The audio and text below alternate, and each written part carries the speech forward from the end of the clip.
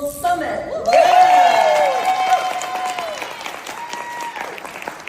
There's no better place than New Orleans to gather, a city shaped by centuries of French, Spanish, African, Caribbean, and indigenous influence. Here, languages are not just spoken, they're woven into the food, the music, the architecture, and the way people connect. And yes, this may be the only city where you can start your day or end your day or in the middle of the day, have a beignet, and still be considered professional. What a powerful room this is. I'm just looking at all of you. It's amazing. You've come from across the country and beyond, representing the companies and the people who make international diplomacy possible, commerce profitable, and human connection meaningful.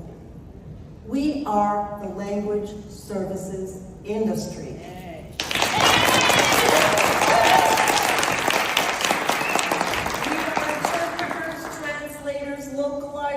Trainers, educators, technologists, compliance experts, project managers, and more. We are the bridge, the voice behind every voice that needs to be heard. And yet, I want to start with something bold, something a little uncomfortable. This industry has a problem. And no, I'm not just talking about executive orders or shifting regulations or another RFP that leaves out quality standards. Those are real, but they're only symptoms. The deeper issue, we have a branding problem.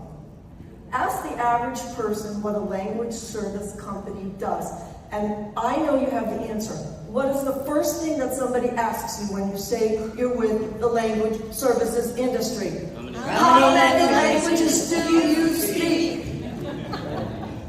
Okay, we translate. Oh, they'll say, you translate stuff, right?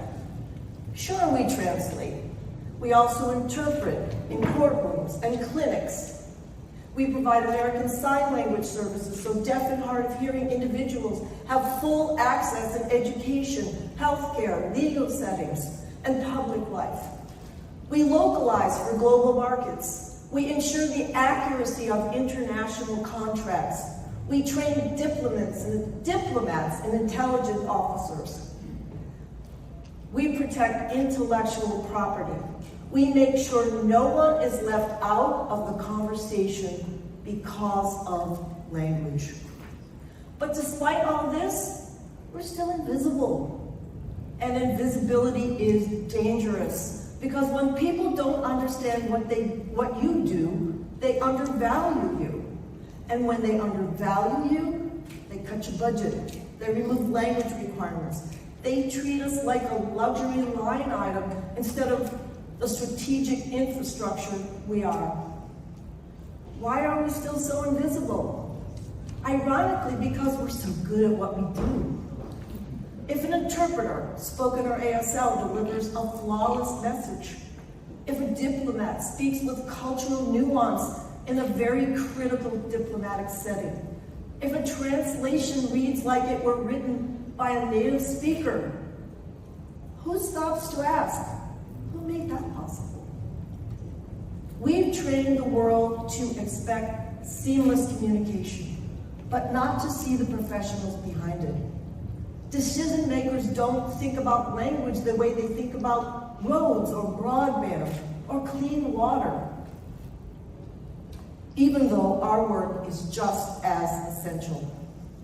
We touch every sector: diplomacy, education, healthcare, justice, national security, commerce, media, but we operate behind the scenes. And because we've made it all look so smooth, we've become easy to overlook. It's time to change that.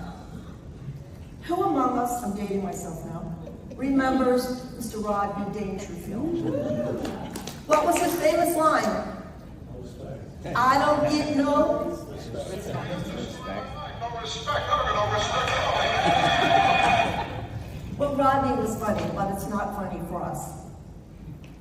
Because we've all seen what happens when language services are misunderstood or minimized. Misdiagnosis in hospitals, wrongful convictions in courtrooms, broken contracts, failed diplomacy, security risks, entire communities excluded from vital information. We don't just provide a service, we prevent harm. And now, enter the elephant in the room.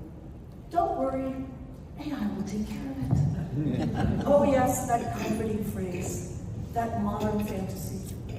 We've all heard it before, from our clients, our government agencies, procurement officers.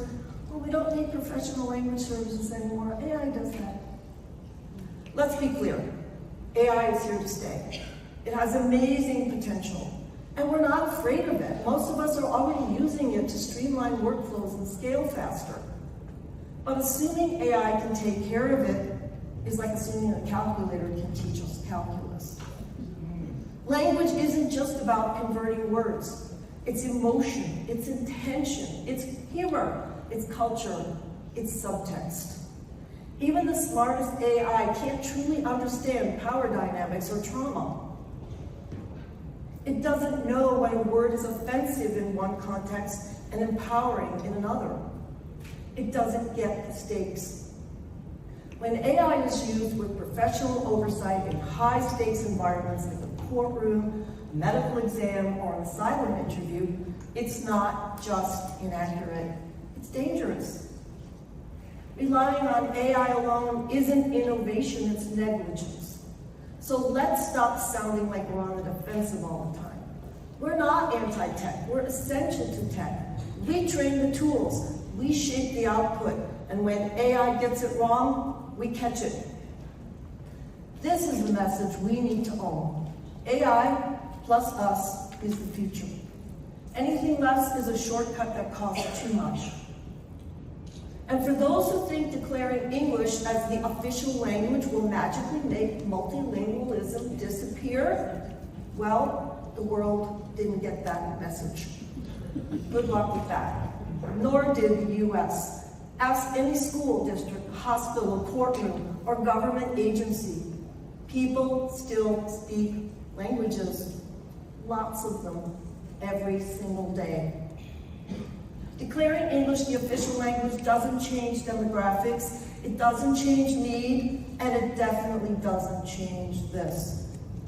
Language access is a human right. It's not just a convenience, it's a lifeline. It's how people participate, defend themselves, get care, access justice, and live with dignity. Denying it leads to inequity, injustice, real harm. And let's be clear, it's not just the right thing to do. Providing language access is also good business. It expands markets. It builds trust. It reduces costly mistakes. It creates loyal customers and communities. For our clients, it's not charity, it's smart strategy. So if we can circle back to the language industry for a moment, let's be clear again. We're not afraid of AI, we embrace it, we harness it, but without us, it's not enough. Literal mistranslations, missed context, cultural disasters, missed humanity. AI needs us, our judgment, our experience, our ethics. We're not being replaced, we're being amplified.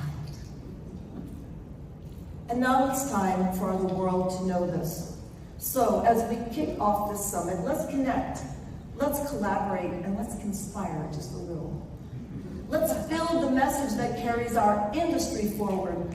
Let's make sure the next time someone hears language services, they don't think budget cut, low priority, something a machine can do. They think mission critical, high stakes, human first. Let's take the opportunity at this summit, as we attend all of our wonderful sessions, to think about how, as the voice of the language services industry, ALC can contribute to building our industry's brand for all the world to see, so that it would never cross anyone's mind to ask a child to interpret for a parent in a medical setting, to leave someone with limited English proficiency or a deaf or hard of hearing individual without access to a qualified interpreter when they need one. So that we are not leaving somebody alone to navigate benefits, a tax document, or an immigration application without language or communication access. Let's not assume that technology alone can get a job done in a courtroom, a war zone, a corporate merger, or in any situation where human understanding is essential. Let's brainstorm. Let's organize.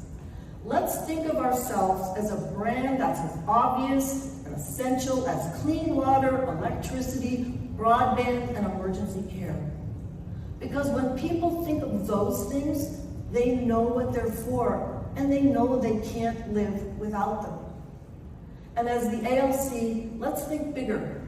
Let's see ourselves not just as experts responding to change, but as strategic innovators shaping the future of this industry. If we lead at the industry level, we won't just react to policy shifts, technology trends, or market demands. We'll set the agenda.